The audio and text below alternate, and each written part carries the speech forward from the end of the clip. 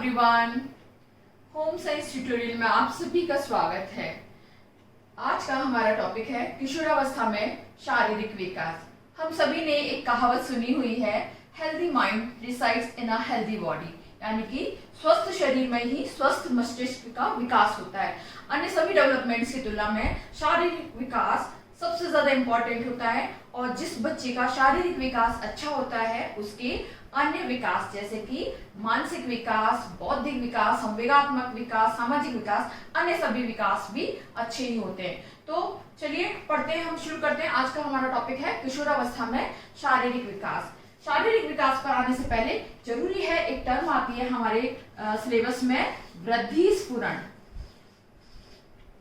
वृद्धि स्फुरण या इंग्लिश में इसको ग्रोथ स्पर्ट बोलते हैं।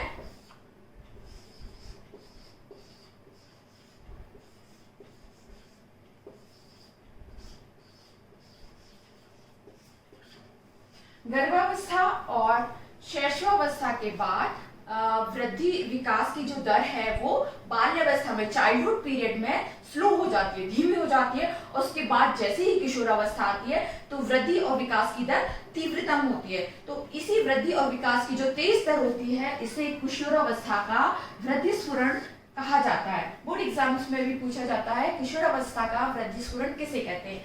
तो यह वह समय होता है जब वृद्धि और विकास की दर तीव्रतम होती है, इसे किशोरावस्था का वृद्धि स्फुरण कहते हैं। और गर्ल्स में ही होता है 11.5 साल से 12.5 साल के बीच में। यानी कि लड़कियों में 11.5 साल से 12.5 साल के बीच में वृद्धि विकास की दर सबसे तीव्र होती है। वहीं बॉयज में देखें तो ये वृद्धि स्फुरण होता है स्टार्ट 10 से लेकर 14.5 वर्ष के बीच में स्टार्ट होता है और ये वृद्धि स्फुरण रहता है 15.5 वर्ष तक। और इस समय में लड़कों में और लड़कियों में वृद्धि और विकास की दर तीव्रतम रहती है।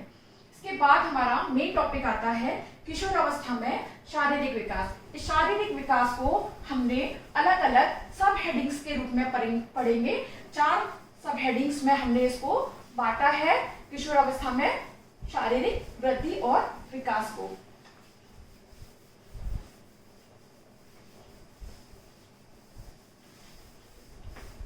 तो पहला सब हेडिंग है लंबाई। लंबाई में वृद्धि किस उम्र में होती है हम ये देखेंगे।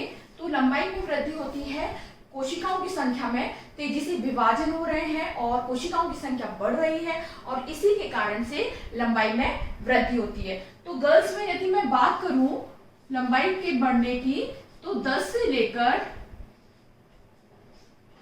लेकर 14 वर्ष के बीच में लंबाई में तेजी से वृद्धि होती है। ये वो समय है जबकि लंबाई में तीव्रतम वृद्धि होती है और इसके बाद जो लंबाई में वृद्धि है वो स्लो हो जाती है और ये वृद्धि चलती है 18 वर्ष की उम्र तक। वहीं यदि हम लड़कों में बात करें तो 12 से लेकर 15 वर्ष के बीच में लंबाई में जो वृद्धि है वो तीव्रतम होती है।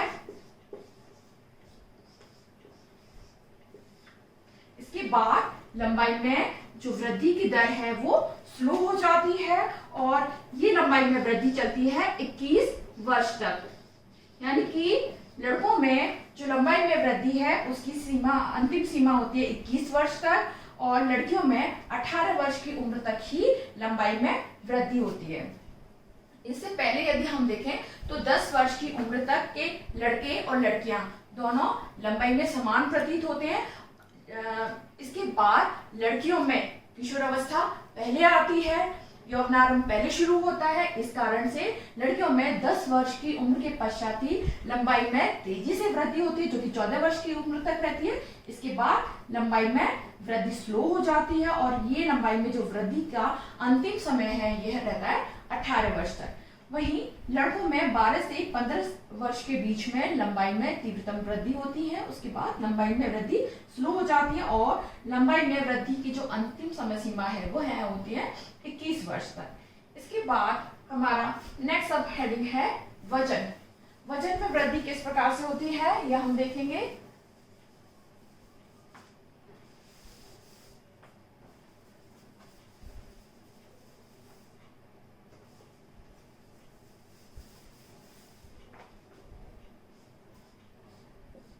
वजन, इसको हम कह सकते हैं वेट।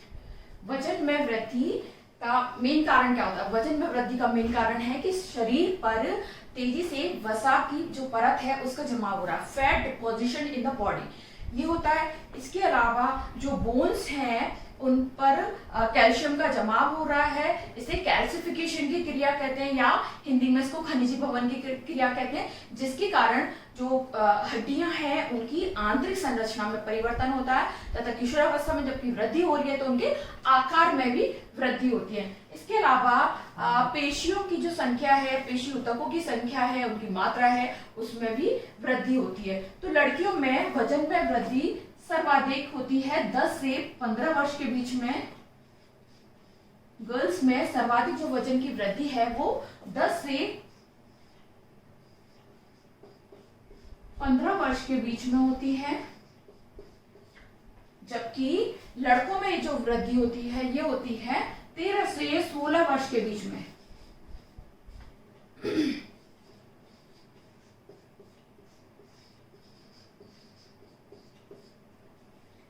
यानी कि गर्ल्स में फर्स्ट पीरियड आने के ठीक पहले और ठीक बाद में वजन में सर्वाधिक वृद्धि होती है। ठीक है, नेक्स्ट हमारा सब हेडिंग है बाह्य शारीरिक अंगों में परिवर्तन।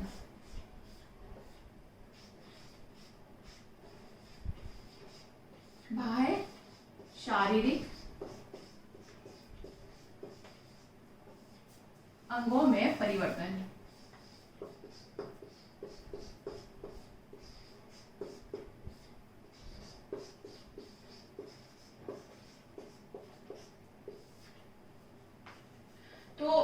मैं अगर वृद्धि को विकास की बात करूं तो बाह्य शारीरिक अंगों में परिवर्तन कुछ इस तरह से होता है कि वृद्धि तो यौवनारंभ से शुरू हो जाती है, यौवनारंभ से वृद्धि शुरू हो जाती है, लेकिन सभी अंग एक समान रफ्तार से नहीं बढ़ते, यानी कि सभी अंग एक समान गति से नहीं बढ़ रहे हैं। कुछ अंगों में वृद्धि और विकास पहले हो जाता है और कुछ अंगों में कुछ समय बाद में होता है। तो वृद्धि का ये जो अनुपात है इसको विषम अनुपात बोलते हैं। बाह्य शारीरिक अंगों में एक समान वृद्धि नहीं होती है, एक समान रफ्तार से नहीं होती है, ये विषम अनुपातिक वृद्धि कहलाती है। और यौवनारंभ शुरू होने के जस्ट बाद में ही सिर की जो परिधि है, ये सिर का जो सर्कमफेरेंस है इसमें केवल 5% वृद्धि होती है, यानी कि इससे पहले चाइल्डहुड पीरियड तक, बाल्यावस्था तक सिर के परिधि में सर्वाधिक वृद्धि हो चुकी होती है।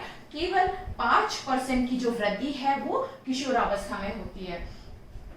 पूर्व किशोरावस्था में यदि हम बच्चे का प्रपोर्शन देखें बॉडी का, तो नाक जो है वो अधिक लंबी, शार्प, नुकीली और आगे से चौड़ी होती है। हाथ व पैर लंबे व पतले हो जाते हैं। यदि इनको हम धड़ की तुलना में कंपैरिजन करें तो हाथ पैर धड़ के कंपैरिजन में लंबे व पतले हो जाते हैं और बॉडी का प्रोपोर्शन बहुत अजीब हो जाता है। लेकिन पूर्व किशोरावस्था में शुरू हुई ये शारीरिक वृद्धि उत्तर किशोरावस्था में आते आते संपूर्ण हो जाती है और बच्चे का जो शरीर है वो एक प्रोपोर्शन में हो जाता है और ये प्रोपोर्शनल वृद्धि होती है उनके शरीर में वसा के जमाव के कारण। इसके बाद हम देखते हैं आंतरिक अंगों में परिवर्तन। आंतरिक अंगों में परिवर्तन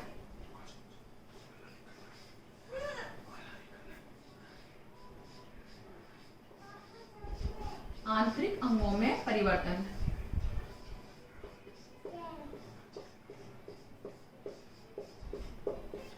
ग्रोथ इन इंटरनल ऑर्गन्स।